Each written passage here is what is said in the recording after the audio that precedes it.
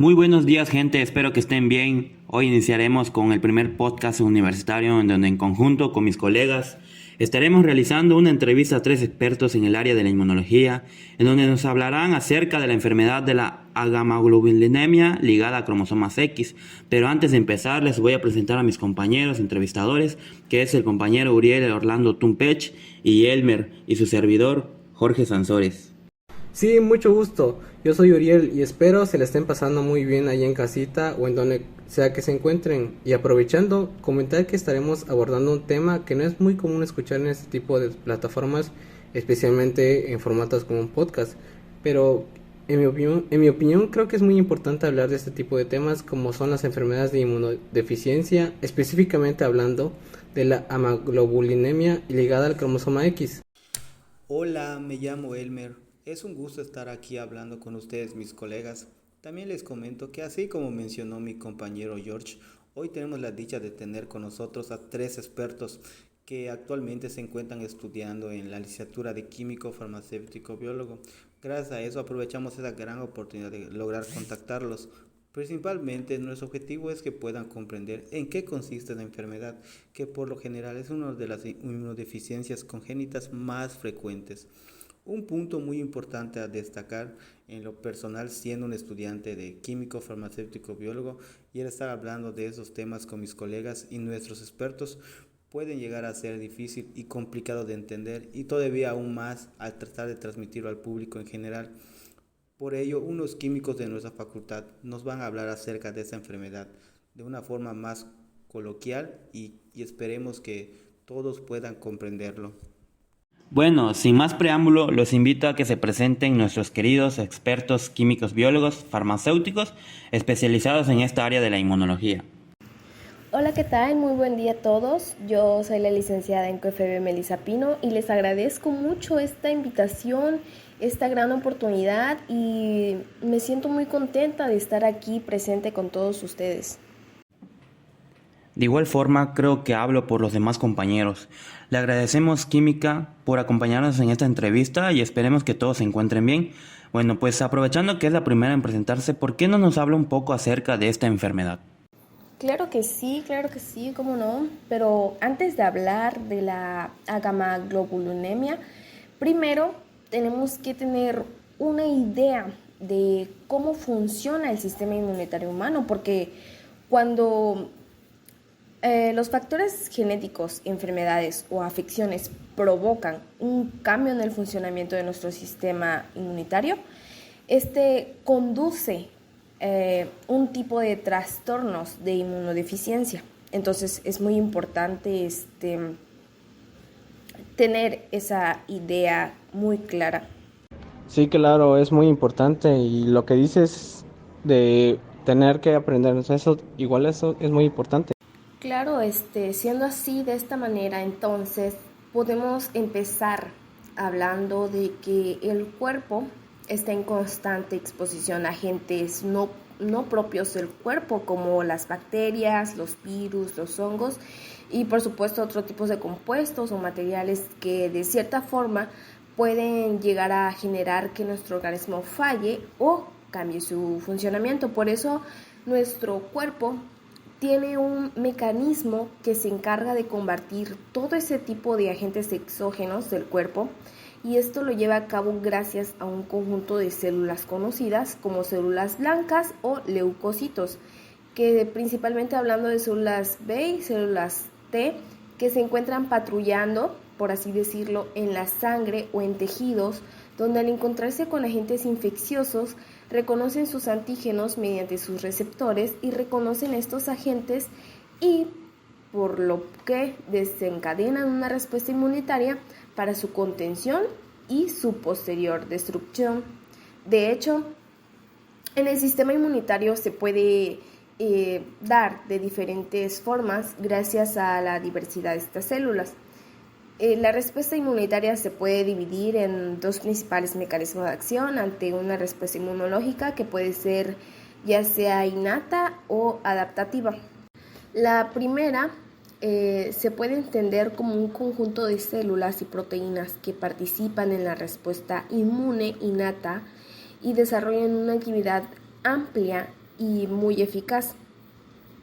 Su principal función es intentar destruir los agentes infecciosos o patógenos desde el primer momento que ingresan en el cuerpo. Por otro lado, la inmunidad innata también tiene la misión de alertar y activar el siguiente nivel de defensa. La inmunidad adaptativa o adquirida, constituida principalmente por los linfocitos T y B. Se trata de células que representan las tropas de élite del sistema inmune y que lanzan un ataque específicamente adaptado al agente infeccioso que ha penetrado en nuestro organismo con el fin pues de eliminarlo. Bueno, entonces ya habiendo hablado sobre el sistema inmunitario, entonces podemos hablar de la agamaglobulinemia ligada al cromosoma X. Esta también puede ser llamada agamaglobulinemia de Bruton, pues ya que se debe a mutaciones o eliminaciones en el gen que codifica una enzima llamada tirosina cicanasa de Bruton. A esta le vamos a decir por sus siglas beta-K para que sea más fácil la pronunciación. Lo que le da lugar a los linfocitos B, ya que hace que no maduren más allá del estadio del predinfocito B en la médula ósea. La beta-K participa en la traducción de las señales desde el pre-BCR necesarias para la supervivencia y la diferenciación de los prelinfocitos B. En las portadoras de esta enfermedad, solo los linfocitos B que han inactivado el cromosoma X portadores del alelo mutado son los que van a madurar. Los pacientes con agamaglobulinemia ligada al cromosoma X tienen habitualmente un IG sérica baja o indetectable. Esto es una reducción o falta de linfocitos B en la sangre periférica y en los tejidos linfáticos. Ningún centro germinal en los ganglios linfáticos y ninguna célula plasmática en los tejidos. La maduración, el número de las funciones de los linfocitos T son generalmente normales. Algunos estudios incluso han revelado un número reducido en linfocitos T activados en los pacientes. Esto puede ser una consecuencia de la presentación reducida del antígeno, que pues es causado por la falta de linfocitos B. Los trastornos autoinmunes de hecho aparecen en casi el 20% de los pacientes, pues esto ya es por razones pues desconocidas, no se sabe aún por qué. Química, por su aporte en la comprensión de esta inmunodeficiencia. Ahora, para dar un pequeño resumen de lo que es la inmunodeficiencia, entendemos que es la disminución en la capacidad del cuerpo para combatir infecciones y otras enfermedades. Y bueno, para continuar con nuestro segundo invitado, que es el químico Santiago, ¿ustedes qué nos pueden hablar de los mecanismos inmunológicos que se pueden generar en estas células?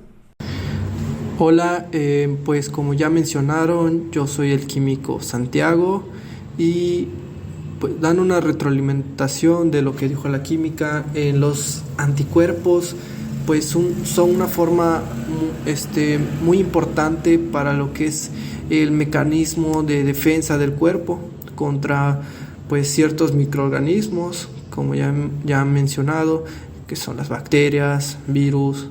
Entonces, pues estos anticuerpos pues son muy importantes para recuperarse de las infecciones, y también pues cuando digamos que un agente infeccioso pues vuelve a entrar, a presentarse en el cuerpo, pues estas células pues ya las reconocen hay veces mejor y pues se trata más rápido este tipo de infecciones. Entonces, pues algo muy fundamental que causa la agamaglobulinemia ligado al cromosoma X, vamos a abreviarlo como ALX porque es muy largo. Entonces, pues Esta causa es debido a la incapacidad, resumiéndolo así, de un paciente para producir anticuerpos. Entonces, como ya hemos visto, si no hay anticuerpos, pues la respuesta inmunológica pues va a ser pues muy deficiente. Entonces, pues estos anticuerpos que pueden llegar a ser proteínas que pues son producidas por las células especializadas del cuerpo, como las células plasmáticas. Pues en el desarrollo de la célula B, en su preformación, cuando se lleva normalmente sin problema, pues da como resultado pues una célula B. Cuando se estudia lo que son el desarrollo de las diferentes células del cuerpo, pues pues ahí podríamos entender nosotros que pues sabemos del tema, que pues las células no solo pues digamos se producen en una sola forma, sino estas van adquiriendo una forma o características durante su proceso de desarrollo, así como las personas que cuando pues uno nace, pues ya ven que pues somos chicos, pues en algunas cosas nuestros órganos no están muy desarrollados y pues no pueden cumplir pues son muy deficientes para cumplir ciertas funciones a comparación de una persona adulta, y pues ya ven todas nuestras características que van cambiando durante pues nuestro crecimiento. Pues así en este caso las células B pues es como transcurren esto desde que pues salen de la médula ósea, ya que ahí es donde se encuentran madurando. Entonces normalmente esto es lo que pasa, todo este proceso pasa, y pues las células B pues no tienen, o sea, hay una cantidad específica, se libera una infección y pues ya ellas cumplen su función que ya hemos explicado. Entonces pues cada linfocito B tiene en su superficie pues un anticuerpo o inmunoglobulina que es capaz de pues producir otras cuando se encuentra en contacto con antígenos. Pues esta inmunoglobulina localizada en la membrana celular puede acoplarse a sustancias extrañas llamadas antígenos. Cuando el linfocito B entra en contacto con su antígeno específico, es cuando tiene su maduración final, que es donde se convierte en la célula plasmática, como pues ya había mencionado, y es ahí donde empieza a secretar los anticuerpos que pues van a ser útiles para que se activen en las células, otras células que van a ayudar a que todo este mecanismo de de inmunidad se desate en el cuerpo y pues empieza a combatirse lo que son estos microorganismos. Pero pues ya hablando pues de lo que es este fallo, este trastorno que ocurre en el gen en X, pues produce que no se produzcan lo que son unas enzimas,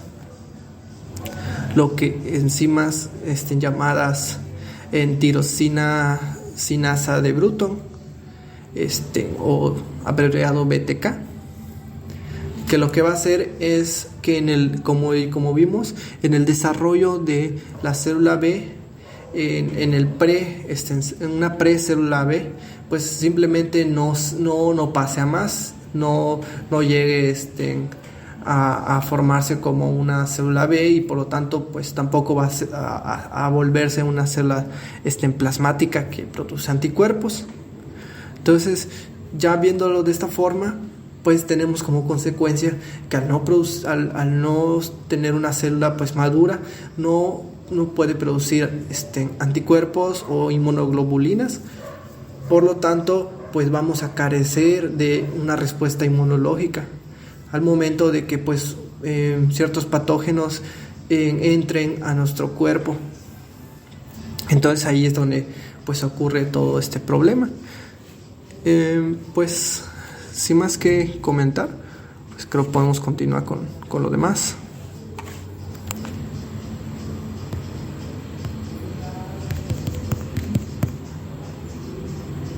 Muy interesante, químico. Como pude entender con lo que me acaba de explicar, que es un proceso muy complejo, por lo que expuesto es muy importante omitir conceptos específicos sobre este mecanismo.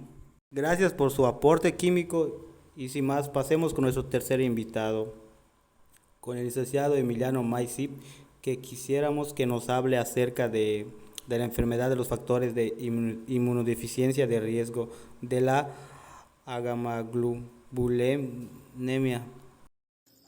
Sí, es un gusto estar con ustedes. Mi nombre es el licenciado en QFB Emiliano Maizip. Es muy importante también hablar sobre los factores de riesgo o etiología de esta enfermedad, que es la agamaglobulinemia. Por lo tanto, que también la agamaglobulinemia ligada al cromosoma X se produce a causa de una mutación genética. Las personas con este tipo de afección pues no pueden producir anticuerpos para combatir infecciones. Durante un estudio, alrededor del 40% de las personas que padecen esta afección tienen algún familiar que también lo padece. Por lo tanto, sin las inmunoglobulinas protectoras, las personas con agamaglobulinemia desarrollan infecciones repetitivas. Por lo tanto, las personas con el trastorno son particularmente susceptibles a infecciones bacterianas causadas por Haemophilus influenzae, Streptococcus pneumoniae, Staphylococcus, así como infecciones virales repetitivas. Los sitios más comunes donde puede ocurrir la infección abarcan el tubo digestivo, los pulmones, la piel y las vías respiratorias altas. Vaya, químico, muy sorprendente saber cómo un pequeño defecto químico puede generar tantos problemas en nuestro cuerpo. Así como ha dicho ustedes, los químicos, pues realmente nosotros estamos en contacto constante con la exposición de estos agentes infecciosos. Y vaya, es muy vital que nuestro sistema inmunológico esté en sus óptimas condiciones. Entonces, finalizando con este podcast, ¿alguien nos puede decir cómo podríamos diagnosticar esta enfermedad y cómo tratarla? En sí, fíjate que... Sí, adelante, químico Santiago, le escuchamos. Ok, entonces pues bueno, un diagnóstico posible para el ALX en el caso de los niños con infecciones bacterianas graves o recurrentes, particularmente se deben presentar lo que son las amígdalas o nódulos linfáticos de pequeño tamaño o si carecen de los mismos. En este normalmente pues lo realiza pues un médico. Y pues primeramente en el caso de análisis de laboratorio se puede llegar a realizar análisis de sangre y genéticos. En el caso de los análisis de sangre se tendría que realizar lo que es un conteo de los isotipos de inmunoglobulinas que se encuentran en el suero, ya que pues normalmente hay estándares que pues se encuentran en digamos que un porcentaje normal en una persona. Entonces hay que checar que esto pues se encuentre de esta forma. Y también en el caso de estos estudios pues se puede hacer lo mismo, un conteo de la cantidad de células B, que como hemos visto pues son muy esenciales también para pues indicar que se están produciendo estas inmunoglobulinas,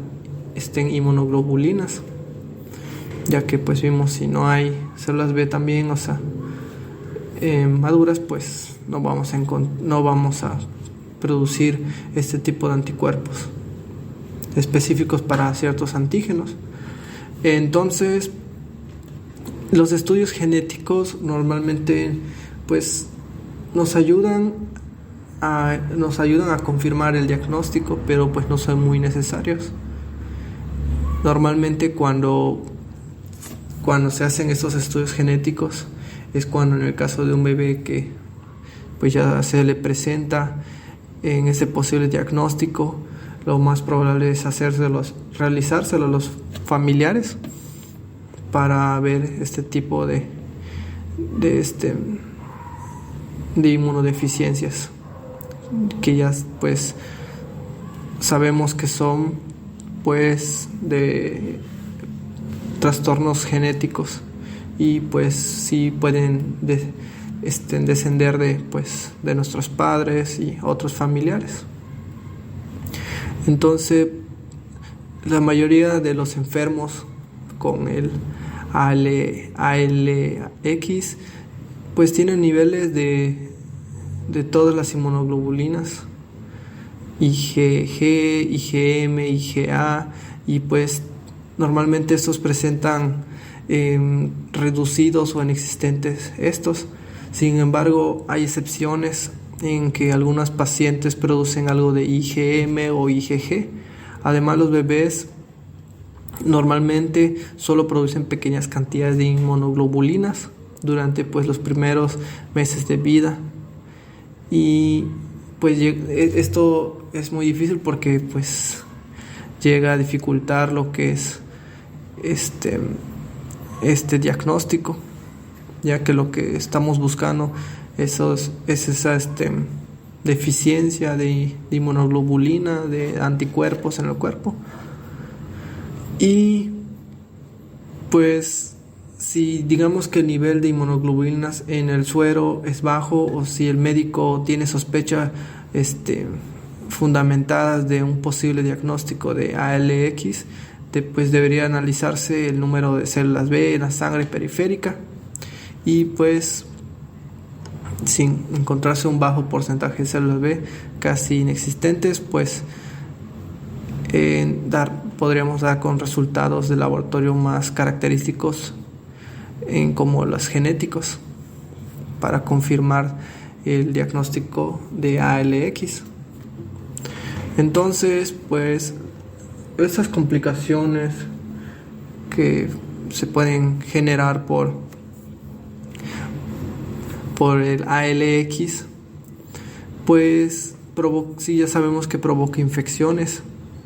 Entonces, para poder tratar normalmente esto, pues hay que suministrarse lo que son inyecciones periódicas, por ejemplo semanales, mensuales, de lo que son preparados de mezclas de gamma-globulinas, tales como preparados que contienen anticuerpos preformados contra microorganismos patógenos frecuentes y que proporcionan una inmunidad pues pasiva eficaz.